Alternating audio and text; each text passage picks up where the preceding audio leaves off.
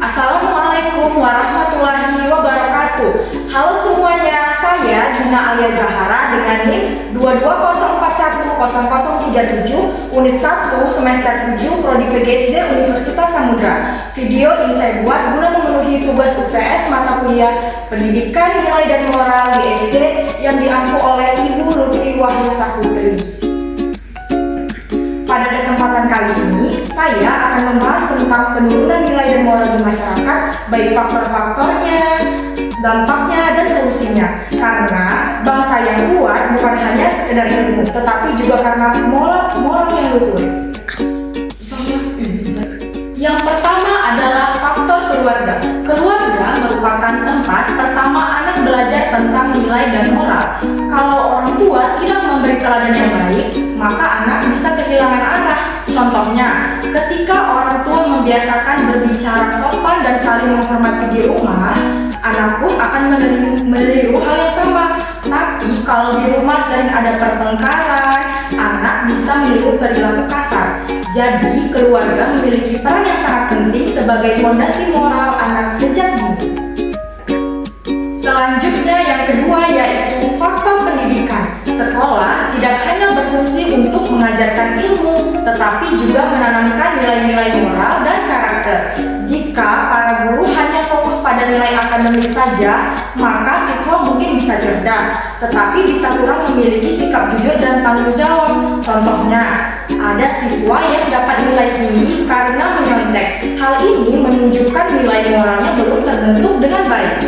Jadi, sebagai seorang guru di sekolah itu harus menjadi teladan dan membimbing anak agar anak berani jujur, sopan, serta disiplin.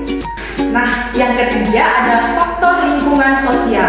Lingkungan sekitar dan teman sebaya sangat berpengaruh pada pembentukan moral pada anak. Misalnya, jika teman-teman di lingkungan rumah suka berkata kasar atau malas belajar, anak-anak bisa ikut-ikutan. Karena itu, penting bagi orang tua dan guru untuk mengarahkan anak bergaul dengan teman yang membawa pengaruh positif. Selanjutnya ada yang keempat, media dan teknologi. Sekarang anak-anak sudah akrab sekali dengan gadget dan media sosial. Kalau tidak dibimbing. Selanjutnya faktor yang keempat, media dan teknologi. Sekarang anak-anak sudah akrab sekali dengan gadget dan media sosial. Kalau tidak dibimbing, mereka bisa meniru konten yang tidak sesuai dengan usianya, seperti perkataan kasar, gaya hidup berlebihan, atau kekerasan. Orang tua dan para guru perlu menanamkan literasi digital agar anak tahu mana tontonan yang bermanfaat dan mana yang harus dihindari. Nah, faktor yang kelima, faktor ekonomi. Faktor ini berasal dari keluarga dengan ekonomi sulit bisa merasa rendah diri. Sedangkan yang dari keluarga berkecukupan bisa saja menjadi sombong. Makanya penting untuk menanamkan nilai syukur dan berbagi sejak dini. Misalnya nih, guru bisa mengajak anak-anak untuk saling berbagi makanan atau alat tulis di sekolah. Yang keenam ada faktor budaya. Budaya di Indonesia ini sangat kaya dan penuh nilai moral seperti gotong royong, sopan santun, dan saling menghormati. Sayangnya budaya lokal ini mulai ditinggalkan karena pengaruh modernisasi.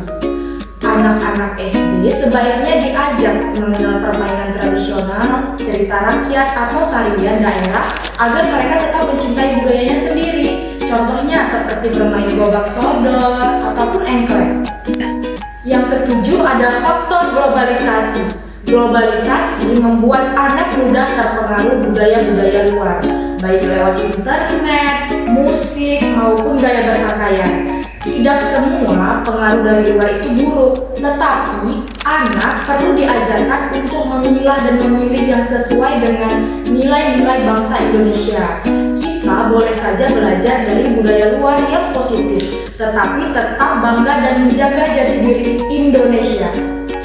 Nah, faktor yang terakhir yaitu faktor keagamaan. Agama ini menjadi pedoman utama dalam membentuk moral anak. Semua agama mengajarkan nilai-nilai kebaikan, apapun agamanya. Namun, jika agama hanya diajarkan secara teori tanpa pembiasaan, maka nilainya tidak akan tertanam. Anak-anak perlu dibiasakan melakukan hal sederhana seperti berdoa sebelum belajar, membantu teman, atau bersedekah kecil. Nah, dengan begitu, nilai-nilai agama benar-benar diimplementasikan di dalam kehidupan dan perilaku anak dalam sehari-harinya.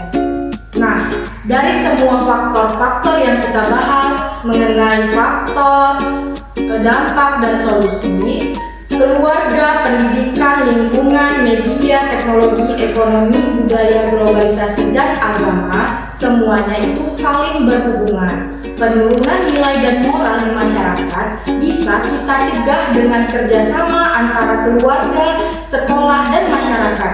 Mulailah dari diri sendiri, dari hal kecil seperti berkata jujur, menghormati orang tua, dan peduli pada sesama. Karena perubahan besar selalu dimulai dari tindakan yang kecil yang dilakukan secara konsisten. Terima kasih semuanya sudah menyimak materi ini. Saya akhiri. Wassalamualaikum